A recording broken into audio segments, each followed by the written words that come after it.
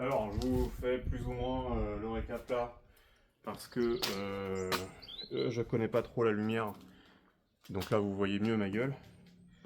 J'ai acheté cette RTA, c'est la première que je possède. Bon, c'est écrit 504, 504GL et 504L et dérivés. Moteur à carburateur. Alors je n'avais encore jamais vu moi-même, je crois, de moteur de voiture à carburateur. Je suis... C'est pas que je suis trop vieux trop jeune pour ça, c'est que surtout je me suis intéressé un peu à la mécanique beaucoup plus tard, enfin assez tard. Donc on a une RTA. J'espère que ma motorisation correspond à cette RTA, ou enfin surtout que la RTA correspond à la motorisation. Bon, parce que je sais qu'il y a plusieurs diesels, je crois qu'il y avait des moteurs essence, mais je suis pas sûr. On va voir.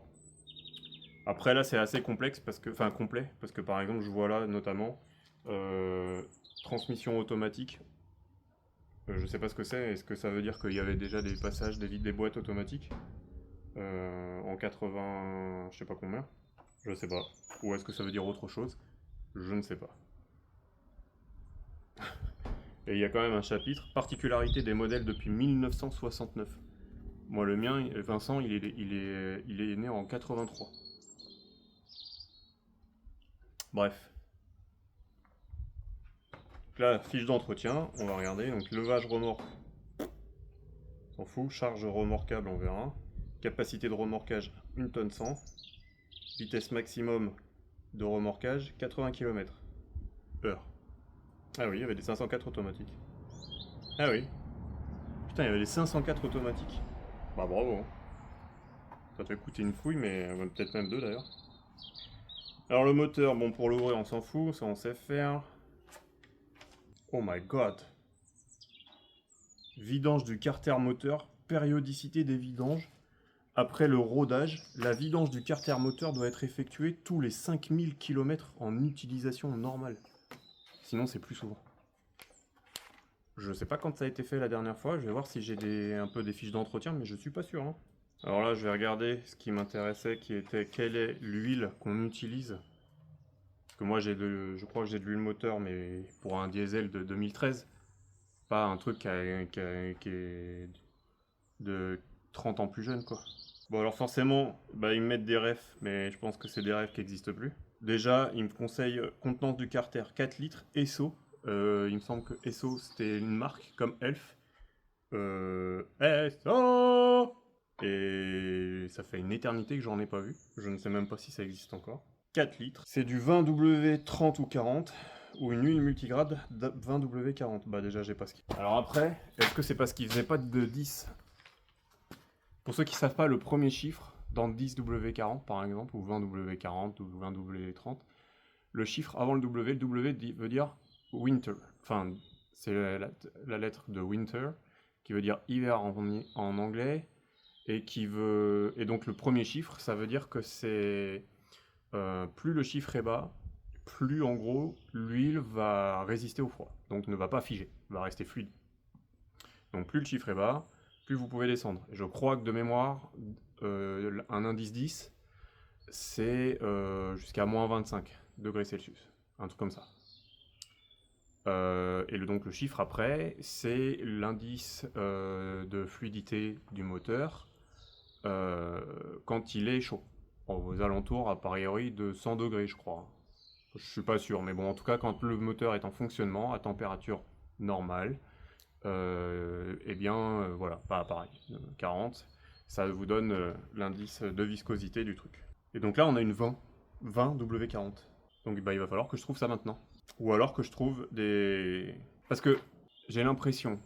Parce que du coup, ce que ça veut dire, c'est que par temps froid, plus le premier indice est bas, plus par temps froid, j'ai trouvé mes mots. Le démarrage va être facile. Parce que vous avez moins du coup besoin d'une huile de préchauffage, d'une bougie de préchauffage, de faire du préchauffage. Du coup, si là, une 20W40, bah, potentiellement, je sais pas combien c'est, mais du coup, ça veut dire qu'elle résiste, qu'elle reste fluide à moins... je sais pas, peut-être moins 15, moins 5, je sais pas exactement, parce que je connais pas en fait 20. Je connais 10, mais pas 20. Donc 10, on sait que c'est jusqu'à moins 25. Bon, bah 20, c'est plus... C'est moins résistant au froid. Donc, mettons que c'est soit moins 5 ou moins 10. Bon, bah forcément, en hiver, quand il fait proche de 0, ça veut dire que l'huile, sans être figée, peut-être qu'elle est plus visqueuse. Et donc, du coup, elle est elle facilite moins le démarrage, quoi. Si ça se trouve, le préchauffage ne fait pas que chauffer l'huile. Et peut-être que ça ne chauffe pas l'huile du tout, d'ailleurs. Mais c'est ma compréhension actuelle. C'est juste que c'est vrai que j'ai jamais poussé la réflexion sur le sujet, quoi. Faudrait vraiment que je lise, hein, parce qu'il y a vraiment plein d'informations. Bah, c'est un peu le principe d'une RTA, hein. Pour ceux qui connaissent pas, ce sont les revues techniques automobiles. Il existe des manuels d'entretien. Je sais pas si c'est systématique, mais j'ai vu qu'il y a des manuels d'entretien qui sont parfois même encore plus complets. Mais je sais pas, ça doit être des manuels d'entretien spécifiques. Parce qu'il y en a qui sont encore plus complets qu'une RTA. J'ai vu, bah, il y a une meuf là, comment elle s'appelle, bah, je sais même pas son nom. Elle a une chaîne YouTube qui s'appelle La Chevronnée. Et, euh, et en gros, elle a récemment acheté une BX sur laquelle elle a fait des travaux sur le moteur. Et donc elle a reçu le manuel d'entretien et elle disait que c'est une dinguerie parce qu'en fait le machin est beaucoup plus complet que la RTA. Alors je sais pas si c'est spécifique parce que moi je vois par exemple j'ai quand même une vue éclatée de l'alternateur. Alors bon bah c'est pas le même que j'ai du coup mais enfin si peut-être je sais pas d'ailleurs faudrait que je regarde. En fait j'avais le démarreur en tête mais je me dis mais ça a pas du tout la gueule d'un démarreur et c'est normal. J'ai confondu mais donc l'alternateur donc là il est en vue éclatée on a 1 milliard de pièces. On a les schémas électriques de plusieurs modèles de voitures. D'ailleurs je sais même pas si le mien correspondra mais je sais pas, vu que c'est un pick-up, et il est pas, je crois pas qu'il soit référencé. Là par exemple j'ai un break qui est dérivé, mais dérivé de quoi? Du break. Là j'ai Berline 504L, 504GL, je sais même pas ce que ça veut dire les lettres. Je ne sais même pas ce que moi j'ai. Ah bah c'est tout. Quoi c'est tout? Je croyais en avoir eu plus que ça moi. Ah non, je me suis trompé. Ah non, c'est bien ça. C'est c'est juste qu'il y en a plus. Schéma électrique depuis 1972. Bon là, putain, il y a même le modèle pour les ambulances normalisées. C'est une dinguerie. Enfin, le modèle, le schéma. Familial et break, commercial, je sais pas ce que c'est, les formats commercial. Berline 504L, familial. Après là ça va parce que c'est écrit jusqu'à juillet 1972 comme moi, elle est de 83. Je devrais pas être emmerdé, mais il y en a beaucoup qui sont depuis X machin. Là, tout à l'heure c'était depuis 1972 pour un certain modèle. Là c'est la 504L Berline depuis septembre 73. Voilà, donc il va falloir que j'arrive à savoir comment est classifié mon pick-up. Voilà. Voilà, c'est tout. Il y a pas plus. C'était les derniers modèles, des derniers schémas électriques. Quand je vois que le nombre de schémas différents électriques qu'ils ont, c'est que ça peut être intéressant pour moi d'identifier. C'est pas genre, ouais, on a fait 504 avec plein de variantes, mais par contre, le schéma électrique est quasiment tout le temps le même. À part peut-être des ajouts, tu vois. Et dans ces cas-là, t'es en mode, bah, l'existant ne change pas, et t'as rajouté des trucs. Et ça, c'est bien de le savoir. Et si au moins tu peux avoir la base. Après, je dis ça, mais ça se trouve, c'est le cas, et il faudrait juste que je regarde et que je compare les différents schémas électriques, mais j'ai pas l'habitude, donc ça risque, je vais pas vous le faire devant vous. Ça va me demander du jus de cerveau. Donc voilà. Donc il nous faut une 20W40, faut qu'on vérifie le radiateur. Alors, pour le radiateur, vous allez me dire si je me trompe, les connaisseurs là. Euh, J'étais tombé sur un forum de Club 504 ou je sais pas quoi, enfin bref, une amicale, peut-être une amicale, bref, un genre d'assaut je crois. Et il me semble qu'il y avait une dinguerie bizarre par rapport au liquide de refroidissement, genre qu'il faut pas que j'ouvre parce que ça dépressurise ou je sais pas quoi, enfin je sais plus, c'était bizarre. De toute façon là c'est quoi là? C'est des caractéristiques détaillées, donc là ça me donne des détails techniques. Si on revient au début, vidange du carter moteur, filtre à huile, utilisation du starter moteur froid, tirer la commande de starter, je crois même pas que j'en ai. Faudrait que je vérifie. Bouchon de vidange de bloc cylindre. Bah déjà il va falloir que je lise ça parce que je suis pas au courant. Antigel, vitesse... Ah bah tiens. Ah non, c'est le vidage, c'est la vidange du circuit. Alors, caractéristiques, conseils pratiques, page 28. On va regarder ensemble. Il y a tellement d'informations qu'il faudrait que ouais, je lise un peu. Ouais. Alors, nous avons une pompe à huile, filtre à huile, reniflard. Est-ce que vous savez s'il y a moyen de rendre le truc moins polluant? Je trouve qu'il y a beaucoup trop qui ressort par le reniflard. Et moi, ça me gêne. Je vous avoue, ça me dérange un peu. Filtre à huile, contrôle de la pression, refroidissement, pompe à eau. La pompe à eau comporte. Ouais, là, il me dit comment je peux la démonter. Mais je veux pas la démonter. Je veux savoir comment je fais mon contrôle. Est-ce qu'il y a des trucs particuliers ou est-ce que j'ai rêvé? Ça, c'est le ventilateur.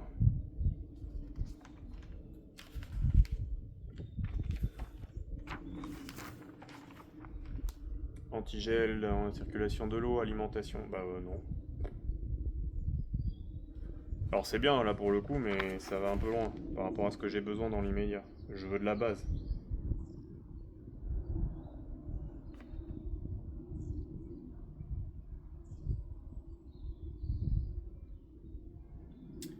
Alors un thermomètre de température d'eau dans le circuit de refroidissement est placé sur le tableau de bord, voire page XV6, ça veut dire 16.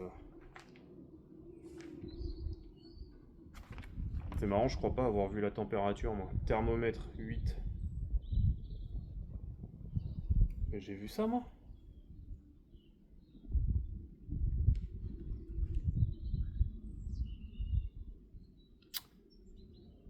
Alors, bah, j'ai 1 milliard de tableaux de bord déjà. Donc peut-être que ça peut m'aider à identifier en partie quelle famille appartient mon truc là. Savez-vous qu'il existe l'équivalent de cette étude RTA en carrosserie? Non. Parce que le problème c'est que j'ai un doute que les voyants, tous les voyants moteurs et autres, puis pression d'huile machin, que les sondes, que le thermomètre fonctionnent. Parce que déjà le... Comment ça s'appelle là? Le compteur de vitesse ne marche pas. Il marche, hein, mais pas bien. Il me donne une vitesse qui est pas la bonne. Si je roule à 90-100, il me dit que je suis à 60. Trop marrant. Les essuie-glaces, c'était, il y avait un modèle, c'était au pied. Oui, parce que les essuie-glaces, c'est un bouton. C'est chiant, hein, je vous le dis pas, je vous le dis tout de suite. Hein. Surtout que ça, c'est rigolo. Quand tu allumes les essuie-glaces, du coup, bah, c'est toi qui dois. Il faut aller chercher le bouton. Quoi. En plus, moi, il est à gauche, il est même pas central. Donc, il faut aller chercher le bouton pour l'allumer. Et quand tu l'arrêtes, il faut que tu attendes qu'il soit au bon endroit. Parce qu'en fait, il s'arrête instantanément. C'est pas comme sur les voitures aujourd'hui où tu dis je veux l'essuie-glace, ça fait machin, tu éteins les essuie-glaces et l'essuie-glace se range et là c'est fini. Non, non, non, non, il s'arrête en plein milieu du pare-brise si tu arrêtes le bouton à ce moment-là. Hein. Ça c'est rigolo. Alors du coup, je commence à savoir que par exemple... Attendez, c'est bizarre là.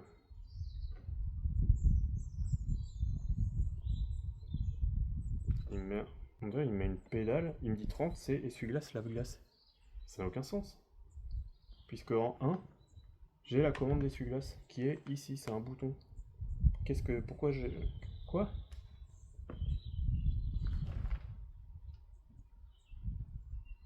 Ça doit être autre chose. Ça doit être autre chose. En tout cas, je sais que je n'ai pas un 504L. Puisque j'ai pas le bouton d'essuie-glace. Là, les essuie-glaces, il est central. Et là, il est à gauche. Merde. Par contre, il y a le dégivrage, que je crois pas que j'ai.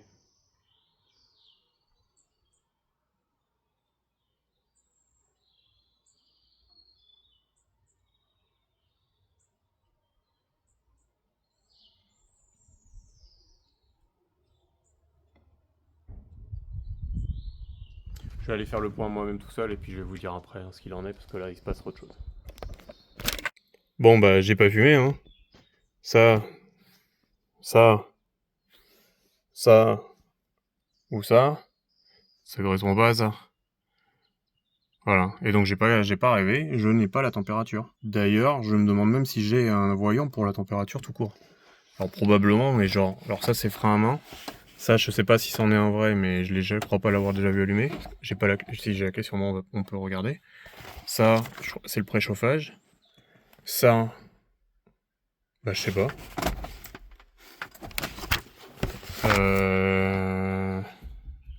Ça c'est le klaxon. Ça c'est le fameux essuie-glace. Et voilà. Là c'est les phares et les anti-brouillards, je crois. Ça c'est la batterie, si elle est faiblarde ou pas, j'imagine. Enfin je sais même pas d'ailleurs, mais bon c'est un truc avec la batterie, faudrait que je regarde ce que ça veut dire exactement. Parce que l'autre jour j'ai failli ne pas pouvoir partir alors que je venais de rouler. Fait vite fait, j'ai fait genre 50 bornes. Et je rentre, enfin je fais 50 bornes pour aller à un endroit. Je fais ma vie. Quelques heures plus tard, je reprends Vincent, on repart. Je refais à peu près 50 bornes, un petit peu moins, puisque je m'arrête à une station essence. Et à ce moment-là, en fait, je me rends compte que, au moment de partir, en fait, de redémarrer, ça ne démarre plus. Et le démarreur ne tournait pas, enfin très peu. Et je me dis, mais la batterie, elle devrait être chargée, on n'a pas eu de problème pour partir ce matin. On n'a pas eu de problème pour partir après. Et là, je viens de rouler et on peut pas repartir. Qu'est-ce qui se passe? Eh ben, je ne sais toujours pas, mais j'ai finalement réussi à repartir. J'ai tout débranché. Alors, j'avais ça qui était branché, qui alimente mon téléphone. Donc, j'avais juste l'allume-cigare qui était branché et peut-être le chauffage, mais je suis même pas sûr. Je me dis, est-ce que ça peut vraiment être ça le problème? Genre, finalement, la batterie. Alors, la batterie, normalement, n'est pas censée être vieille. Alors, c'est pas moi qui l'ai changée, mais le gars qui l'avait avant l'avait changée parce que justement, elle était un peu légère. Mais je sais plus quand il l'a fait. Bon, potentiellement, il faudrait que je la change, mais vu que j'arrive à la redémarrer à chaque fois avec, sauf là, alors que le moteur était chaud, et donc je me dis, l'alternateur il a tourné, etc. Enfin, du coup, la batterie elle est rechargée.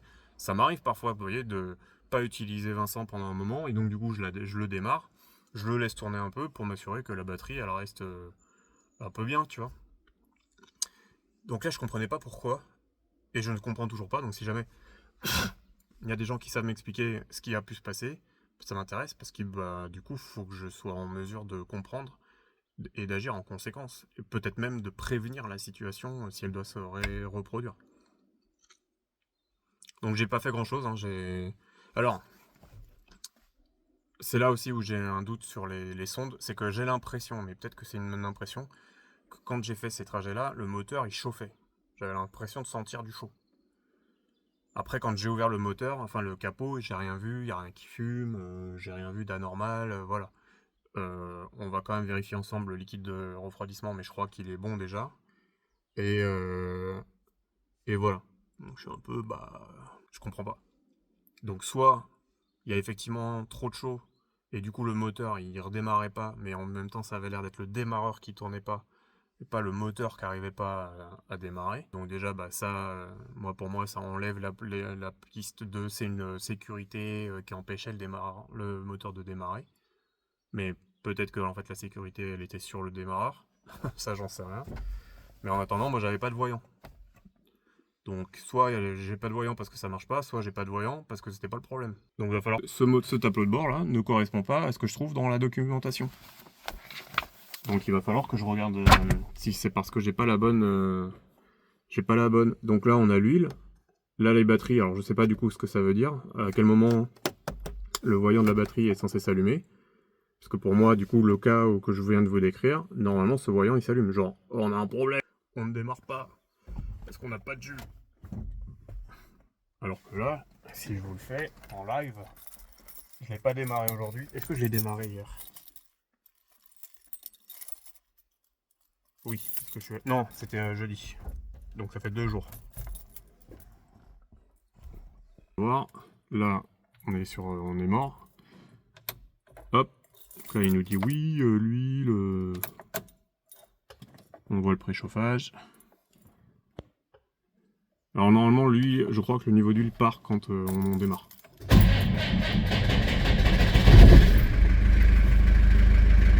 Ah bah non. Ah, si c'est bon. Putain, j'ai eu peur. Là en haut c'est le frein à main. Je vais engager le frein. Ouais. Voilà. Donc j'ai rien qui s'allume. Du coup, le fait que le compteur de vitesse ne tourne pas, enfin ne donne pas la bonne vitesse, je suspecte que la distance ne soit pas bonne. Là il me donne 244 932 km. Du coup je pense qu'on est en dessous. Mais peut-être qu'on a de la chance et que c'est pas le cas. Bon, je sais pas si c'est bien de le démarrer pour le rééteindre tout de suite, mais sinon ça va être insupportable pour vous. Je crois que la jauge à essence au moins elle fonctionne. D'ailleurs ça me fait penser, faut que j'aille faire le plein parce que j'ai pas pu le faire parce que j'avais pas de moyen de paiement et qu'en fait on peut pas payer par téléphone. Vous savez, on s'en contacte dans une station. Donc voilà. Bref, tout ça pour vous dire. J'imagine que genre soit ça, ce sont des voyants. Effectivement. Oh dis donc. Oula. Oh. Attendez, je suis en train de faire une connerie. Je vous reprends si j'ai vraiment fait une connerie. J'ai regardé, du coup, effectivement, ça se démonte. Enfin, ça apparemment, c'est pas vissé ni quoi. C'est juste, voilà. Et j'ai rien vu de qui a l'air détaché. J'ai pu confirmer que ça, c'est effectivement un voyant fonctionnel. Celui-là, c'est moins évident. Mais je pense que oui, parce que ça n'a pas l'air d'être pour la déco, sinon ils auraient pu en mettre un là pour faire... comment on dit? Ah si, j'avais les phares. J'avais les phares qui étaient allumés aussi. Ce jour-là. Bref. La déco pour faire symétrique. Voilà. Mais comme c'est pas le cas, je suspecte que tout ce qui est présent sur le tableau de bord, en tout cas sur la partie compteur, c'est censé être fonctionnel. Donc le problème, c'est que j'ai pas la bonne doc. Je vais continuer de la regarder vite fait pour voir si je trouve des similitudes assez proches. Ou pour que je puisse avoir un indice de confiance assez élevé dans l'information. Mais pour l'instant, voilà. Bref. J'étais en train de chercher des papiers et autres du Vincent, là. Et puis, tout à coup, épiphanie. Et je me dis, mais attends. Alors, maintenant, vous avez, je pense, eu bien l'occasion de vous foutre de ma gueule. Je serais bien surpris qu'il n'y ait personne en commentaire qui soit venu me manquer de respect, alors que je rappelle quand même que le but c'est quand même de voir ensemble que bah déjà j'y connais rien et que du coup bah on cherche et on apprend.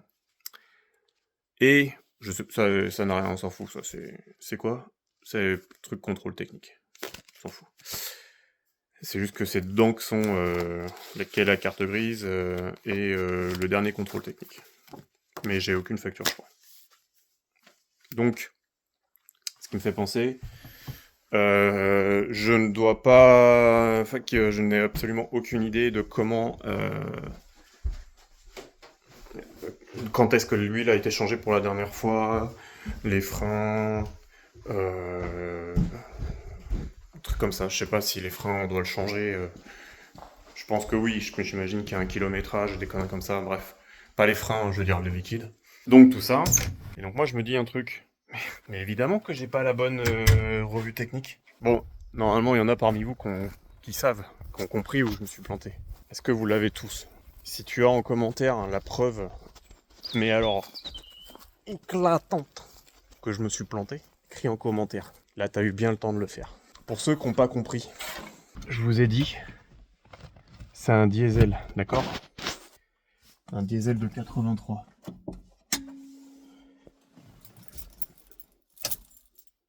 Ah, j'aurais peut-être pas dû laisser parce que même si c'est une LED, tu vois qu'elle va me vider ma batterie cette conne. Donc je vous disais, diesel de 83, d'accord? Je vous disais, ouais, je comprends pas, y a des trucs. Je sais pas lequel c'est. Et bah c'est aucun. Et vous savez pourquoi? Parce que ça c'est pour les moteurs à carburateur. Je suis vraiment un connard. Ça n'existe pas un moteur diesel avec un carburateur. Je suis un abruti.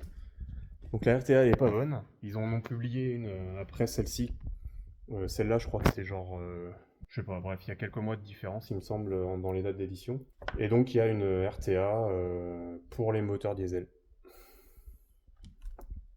Voilà. Ça, c'est que des voitures essence, et je crois qu'il y a que des essences en berline tourisme, etc. Je crois pas qu'il... De toute façon, même s'il y a des utilitaires, on s'en bat les couilles, c'est pas les bons. Voilà.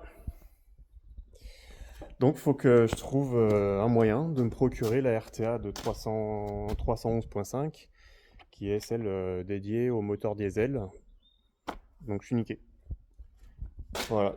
Je n'ai absolument aucune information sur les refs, les entretiens, etc. Et du coup, potentiellement, l'huile n'est pas la même. Donc, je vais pas aller en acheter une finalement. Non plus, parce que l'huile n'est pas la même. Voilà, donc je vais prendre 2 minutes pour réfléchir au prochain plan d'action, parce que là j'ai besoin d'un véhicule pour demain, et j'en ai pas pour l'instant.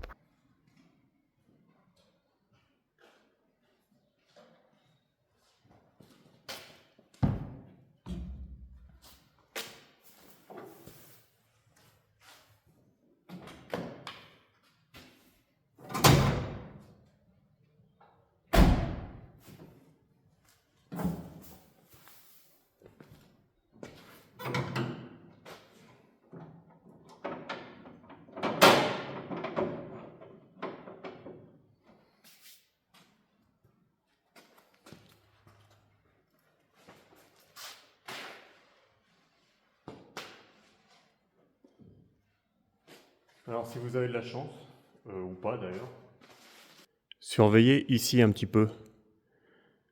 Il y a probablement une musaraigne qui vit dans ma ventilation, donc on va devoir s'occuper de son déménagement. Mais il y a un monde où elle va pointer le bout de son nez par là. Alors après, je sais pas comment elle fait pour se débrouiller à arriver dans l'aération, dans la ventilation, mais elle y arrive. Alors, question à 10 centimes. Parce que je suis pas un homme riche. Bon, on voit la jauge mine et surtout on voit la jauge max, d'accord? À quoi servent les... Bah, la graduation qui est là, donc là on a un trait, mais aussi les encoches. Est-ce que quelqu'un sait à quoi ça sert? Je me dis une encoche, à la limite c'est peut-être pour bloquer le niveau dans la tige, quoi, dans le truc. Mais je sens rien.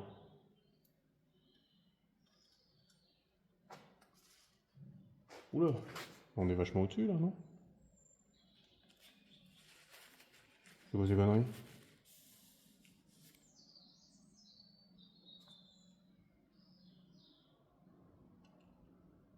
Attends, quoi?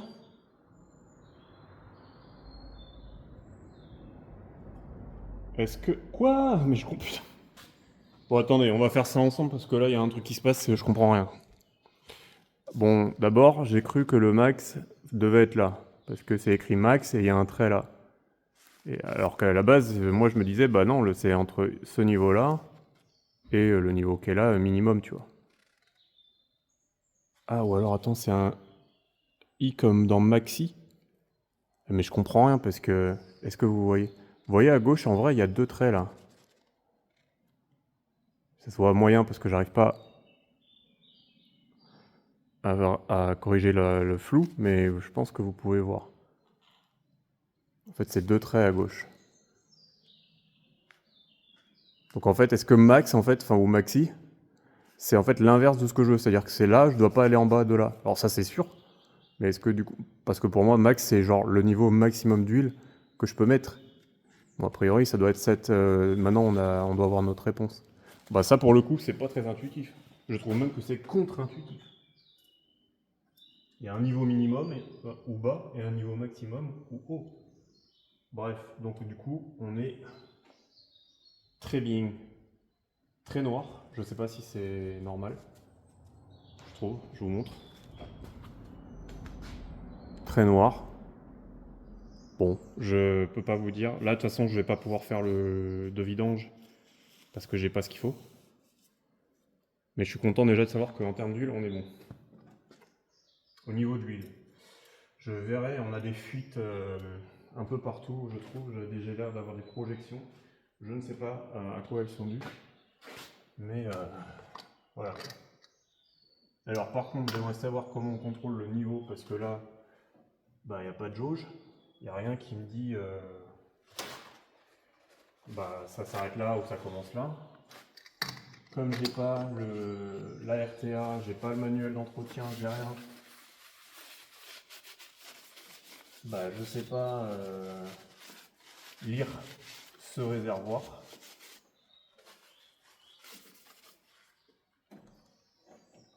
Moi je vois rien, donc déjà ça c'est chiant.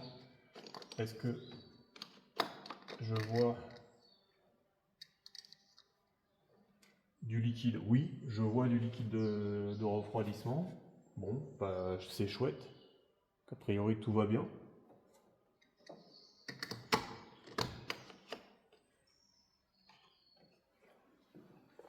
Le liquide de frein. Alors lui, le liquide de frein, il a un mini un max. Mais je ne vois pas. Bon, déjà, il y en a.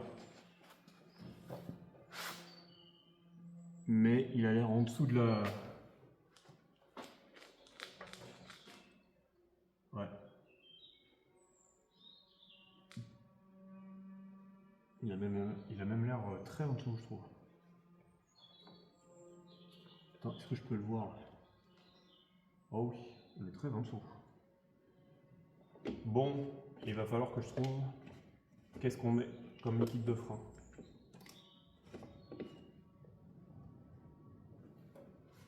Parce que bah, ça, pour le coup, j'ai jamais eu à le faire. Je sais même pas si le fait que ce soit des freins tambours, c'est pareil que ou si ça fait une différence en termes de liquide. Je sais pas. Et je comprends pas à quoi servent les électrodes qu'on branche là. Parce que quand on regarde là,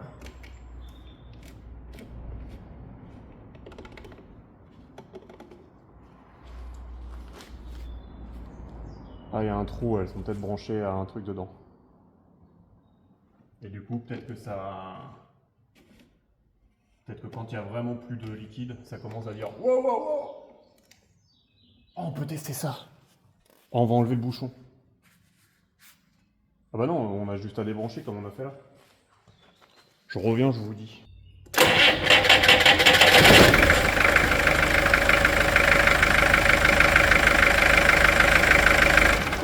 Il y a un bruit de flotte.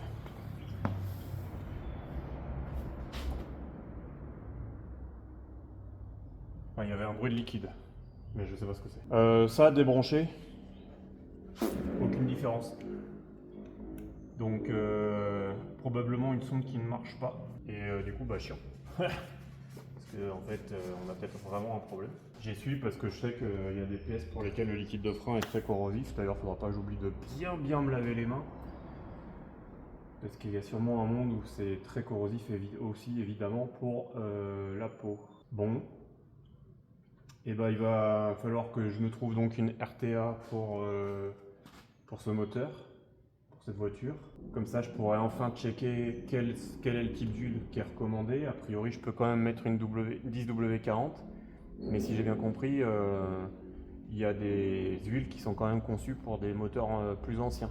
Donc à voir si une 10W40 de base que je mets par exemple dans un Scénic, c'est bon ou pas du tout. J'en aurais mis en mode en dépannage, ça fait le travail.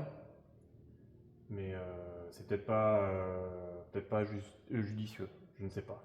Qu'est-ce que je voulais dire? Là, je vais aller faire la pression des pneus et en plus, surtout, on va déménager. On a une petite à déménager là. Voilà. Je ne vais pas forcément vous montrer ça parce qu'on s'en bat les fesses. Ça, c'est quand même vachement plus fréquent de savoir faire ça. La pression des pneus, normalement, si vous ne savez pas, elle est écrite sur la porte. D'ailleurs, est-ce que c'est toujours le cas? Sur mon véhicule qui a maintenant 43 ans. Oui. Par contre, les chiffres sont improbables. À l'avant, putain, faut que je vous montre ça, c'est improbable. Regardez-moi ces chiffres improbables. Déjà, il y a une variance de ouf. Puisqu'on va de 1,6 à 2 bars quand même, selon les pneus. Le problème, c'est que c'est des pneus qui sont probablement plus du tout cohérents, enfin qui n'existent plus, donc les specs ne sont plus valables. Donc là, c'est en bar, là c'est en PSI. Et en plus, entre l'avant et l'arrière, enfin, c'est une dinguerie. C'est une dinguerie. Et le problème, c'est que ça met pas les indices selon la charge aussi. Parce qu'à vide, t'as pas besoin de mettre autant que quand t'es chargé. Donc, nous avons un autre problème à régler. Trouver l'information de la pression des pneus à mettre. Pour l'instant, je sais pas si c'est une bonne idée. Je vais rester sur on va dire une base. Je crois que j'avais vu pour les véhicules essence, ils mettaient 2,25 à l'avant et 2,5 à l'arrière, je crois. Pour toutes les voitures, même que ce soit un coupé, une berline, ils mettaient la même pression. Vu que là, je crois que je suis pas, forcément, je suis moins lourd puisque j'ai un plateau, donc j'ai moins de carrosserie. En tout cas, à vide, je pense que du coup, c'est des pressions qui conviennent très bien. Si jamais je me trompe, n'hésitez pas également à me le dire en commentaire. Forcément, puis bon, les pneus. Alors, il n'y a que mon pneu de secours, de la roue de secours, qui doit être d'origine, mais lui, forcément, il faut que je le change. J'ai demandé, mais c'est très cher. Donc, il faut peut-être que je vois si je peux pas en trouver des plus accessibles, parce que j'avais demandé, c'était dans un garage Renault. Et voilà. Donc, si jamais il y a des gens qui ont de l'expérience, de la connaissance sur le sujet, ça, je veux bien, parce que je lis des trucs, mais il y a quand même pas mal d'informations. Je sais que par exemple, augmenter la largeur de la jante, ça peut créer des problématiques mécaniques, des contraintes mécaniques. Pareil, si j'augmente juste la taille de la roue, ça peut créer des contraintes mécaniques, d'autres contraintes mécaniques. Mais parfois, il y a des tolérances ou il y a des trucs qui rentrent dans les specs du véhicule et ça pose pas de problème. Voilà, du coup, mais ça, je sais pas le déterminer. Voilà, donc je sais pas. Voilà, je sais pas. Donc, du coup, moi, je vais conclure là-dessus. Je vais m'occuper de ce que j'ai dit. Pression des pneus, déménager pas la gerville, la petite bête qui s'est planquée dans l'aération. Faut que je vois comment elle se démonte et tout. Donc là, et puis comme c'est dans l'habitacle et que l'habitacle il est un peu petit, je vous avoue que j'ai pas forcément des trucs qui permettent de tenir la caméra, enfin le téléphone en l'occurrence, pour vous filmer ça. En plus, que ce soit pas très intéressant de démonter une bouche d'aération ou une conduite d'aération, je ne sais pas exactement encore comment ça va se passer. Donc, je vais vous laisser là-dessus. Peut-être, il y a de fortes chances que je vous reprenne parce que je me connais, voilà. Mais dans le doute, je vous dis à bientôt dans la prochaine vidéo. En attendant, prenez soin de vous, des vôtres et des autres. Et à la prochaine. D'ici la prochaine, force à vous camarades. Alors, petite mise à jour. On essaie donc de déblaquer les bouches d'aération, sauf que ça part pas. Là, on arrive qu'elles sont désolidarisées après avoir enlevé un cache que j'ai un peu abîmé. Les accroches ici, il y en a 3 qui ont sauté. Il y avait 2 vis là, ça a rendu le truc un peu plus... Voilà, mais ça suffit pas, parce que ici, ça s'emmanche là-dedans. Donc je peux pas juste le soulever. Donc j'ai commencé à débloquer le tableau de bord. Mais ça suffit pas. Et je ne sais pas pourquoi. Donc ça ne veut pas venir. Et je ne sais pas encore pourquoi. Et j'ai un peu peur de péter un truc. Et gna gna gna. Et gna gna gna. Donc bon, c'est un peu le bordel quoi. Ouais, il fait nuit là. Donc, on n'a pas fini, on n'en est pas encore sorti de l'auberge. Et j'ai aucune idée de comment faire. J'espérais qu'après avoir désolidarisé ça, eh bien, on allait pouvoir un peu plus facilement peut-être bricoler pour selon des angles et machin et je sais pas quoi. Non. Non. A priori, c'est un non catégorique. Donc, voilà, c'était juste pour la petite mise à jour. Moi, je vais continuer de me battre un peu. J'espère que je vais m'en sortir. Puis je vous tiens au courant.